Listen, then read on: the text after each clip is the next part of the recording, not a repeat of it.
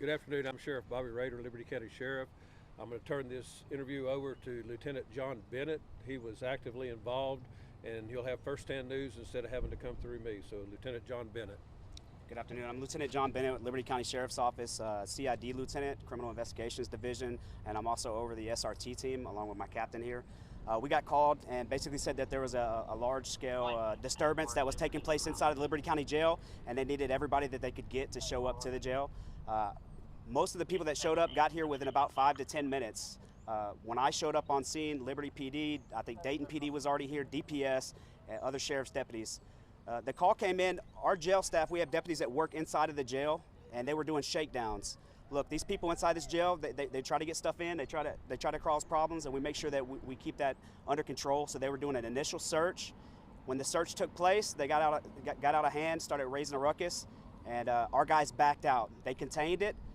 They started busting windows inside of the dorms. They started covering the windows so we couldn't see inside. When I showed up on scene, there was approximately 6 windows that were busted. There's 2 panes in these windows. The inside panes were busted, and then we have the outside panes, which they had not breached yet. As soon as we walked in, as soon as we got a team together to walk inside, one of the dorms that had approximately 21 people in it just laid it down. They understood that sign of force that we were coming in, and they just laid it down. We were able to flex cuff them, secure that pod, and we started working on the other pod. The second pod, I believe, actually had 23 people inside of it. That one was a lot more agitated, worked up.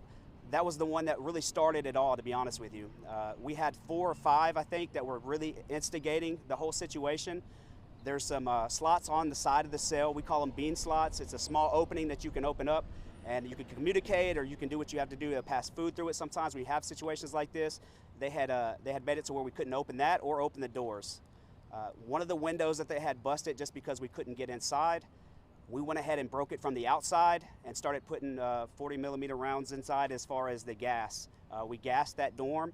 We let it set. They still weren't allowing us to come inside. We were communicating them from the outside and from the inside of the facility, just telling them if they weren't involved in this, they needed to lay on the ground. If they were, when we came in, we were going to take that sign of force, or we were going to take that sign of aggression, and we were going to treat it appropriately. Once we were able to get inside the dorm, or once we let them sit there for a little bit and started calming them down, talking to them, we were able to get the rest of them to semi-cooperate. We made entry. There was one that tried to resist. It did not work out for him. He ended up putting flex cuffs, and we secured the building. At the end of the day, this is a facility that is overpopulated, and we're trying our hardest to get it down. And we have people in here that are violent criminals. And we just need to make sure that they know that it doesn't matter what you do. You're not going to get out. You're going to stay where you're at, and you're going to face the justice system. And that's what we're here for. I appreciate everybody's help, my command staff including, just making sure that we had the resources and everybody that showed up on scene to assist us. It's a very chaotic situation. It was difficult, but we got it under control. Y'all have any questions for me? Can you talk about how important is it that you guys had these protocols in place to help you secure this area? I know you were talking about, I can't remember the acronym, but you had previously addressed it in the... Yes, sir. Are you, as far as the... It's like CARE, I can't remember. Oh, CAPER. Okay, so I worked for TDC for some years. That's where I started in law enforcement before I got into being a deputy. And one of the things that they taught us there was CAPER, C-A-P-E-R, contain, alert, plan, execute, and restore. So basically, whenever the jail staff and the deputies that were on scene knew that this was starting to pop off, they made sure those doors were secured. They contained that area. Nobody was getting out, and they alerted the appropriate people, and we responded. That gave us the chance to make a plan and then execute that plan and then ultimately restore order inside of our facility. I was just talking the people that were arrested, I mean, are they going to be moved somewhere else? The people that instigated all this, I mean, are they going to be transferred to another facility? I'm going to make it clear that these people are going to face additional charges. You know, we're not going to take this lightly. This is something that we need to make sure that is handled appropriately, and as far as law enforcement goes, we're going to make sure that these people, and I know that we have full support of the DA's office, they actually showed up to assist us as well with anything that we needed. And how many people will face charges because of this? Right now we're looking at about 5, but we're reviewing footage to make sure, and there's maybe some additional charges. But that's what I'm looking at initially. I'm not going to be, I don't really know a whole lot of information on that at the moment. My investigators, along with jail staff, are looking into that at the moment. And there was a big task force operation in Colony Ridge earlier this week. Were any of the people that were arrested as a part of the operation operation in this jail currently, or were they being held somewhere else? I'm going to refer that to the sheriff to answer. Oh, and I'm going to refer to the chief, Chief Billy Tibbs. I'm sorry. Billy Chief Knox. Deputy Billy Knox. There are two here. One was the murder that we had late Monday night. That was not involved in the operation, but was just there. And then DPS brought one in early on in the morning that was related to that. So there's only two people here on that Monday operation. And we were getting some tips from viewers that maybe MS-13 gang members were the ones that were taking over in the jail today. Are you able to confirm that? No, we can't confirm that. This has just started. We're still getting everybody identified through the videos that we have in there, so we can have further charges. So that's too early to tell right now. Were any of the people that started this riot, were they a part of the MS-13 gang? I don't know. I don't have to look at their history, their history and their files in there. Was Luis Perez the murder suspect Don't- from the other day? Was he a part of this? Don't know. Don't know. I talked to a resident a minute ago who was really concerned about everything and wanted to make sure that everything is safe now. Yes, so we do have a full count, so everybody is accounted for, and we're just trying to get everybody placed back in order, but we do have a full jail count. What is the capacity of the jail and how many people are currently in there? I'm sorry, say that again. Capacity and how many people are currently in there? The capacity is 285, and I believe it was around 270-ish, so don't hold me to that without the number, because people coming in and out. So almost a capacity. Yes, correct. And I know y'all probably already addressed this, but was anybody injured? So we had, as far as law enforcement COs, nobody was injured. A lot of them had a lot of gas. EMS treated them. We had two inmates, one which we identified as being one of the major aggressors. He was sent to the hospital. Another one was sent. One of them has already since come back, but we still have one at the hospital that I'm not sure when he will be back. But it was nothing. It was not life-threatening injuries.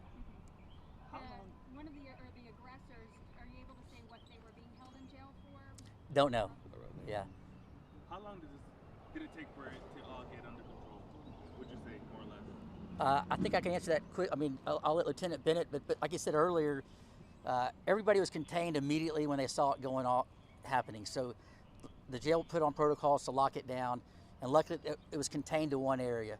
And so that's kind of, I don't have the exact time frame as to when the first call came in, but when the jail deputies alerted us, they had already put the lockdown procedures in place. And this all happened during the shakedowns. Is this just a typical thing that y'all do, checking Bennett, you wanna- contraband? Yeah, absolutely.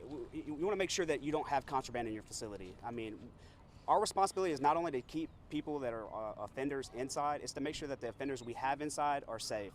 So part of our job is to make sure they don't have the things to be able to hurt one another, or because this is a county jail. We want to make sure that the people that are here are taken care of while they're here. Were any of those suspects, were they found with contraband or anything? I can't answer that for you right now. I'm not 100% sure, but the main aggressors were pretty agitated, so I'd go on a limb and say yeah. Would you be able to share any body cam footage or any surveillance video of what happened at this time? I don't have. I'm sure that we could probably find it. You'd have to do an open records request, and it's under investigation right now on the other one we have, so it'd be delayed to get it. But, And there's also yeah. multiple agencies that responded, so open records will be able to get you some of the stuff you need. And Yeah. do you know why they started to do this? What prompted them to do this? Why they were so upset? I think sometimes a lot of these guys think that they're just going to have their way, and when you come to jail, you're not going to have your way. And we made sure that we showed them that this is our facility, and we're going to make sure that you don't have your way. Have you had any family members or friends who probably have possible inmates in there reach out just to? Yeah, I'd like to address that for sure. I think that there are some that have started calling. Listen, as soon as things start calming down, we're going to have a line that's open up to the sheriff's office and to the jail. If you want to call and check on your family member, we're going to make sure that you hear something positive about it, okay? And will y'all be sending out a press release later with information about the people that started this? Yes, ma'am. Right now, only 5 people will be charged, or initially will be charged. Right now, yes, sir, that's what I'm looking at. Do you have those names already identified that you can release to us? We're still working on some, and I'd rather not release anything at the moment because it's an active investigation. And plus, the degree of the charge is going to depend on how much damage it was, so we have to figure out those charges too. There's significant damage to our facility from the actions of those offenders. Since there's not any questions real quick, I'd like to thank all the people that were involved. We had all the police departments, all the constables. We had, of course, the deputies. We had the fire department. We had EMS, DPS. Sergeant Willoughby had his crew out here. In fact, they're helping transport some of the people we have. We are transporting some of the people to other facilities as they come open. We're working on 3 right now to get rid of probably around 30 or 40 inmates so we can repair those dorms that were injured. And how long will those repairs take? Well, the temporary repairs, I hope they're done by this evening, but the other repairs, the safety glass that we have and everything is going to have to be ordered. We don't have anything on stock, so it'll have to be ordered from the glass company to get that. So the people staying in those dorms, are they going to have to be staying at another facility? That's who we're sending out to other facilities. But we don't know where yet? Or are you able to say? Not for sure. I'm pretty sure. I've got a good idea where they're going, but not for sure. I think most other agencies are in the same position as us. I mean, keeping your numbers down is very difficult, and we all try to work together the best that we can. But most of the counties in the state are having the same problem we're having. With overcapacity? With their capacity.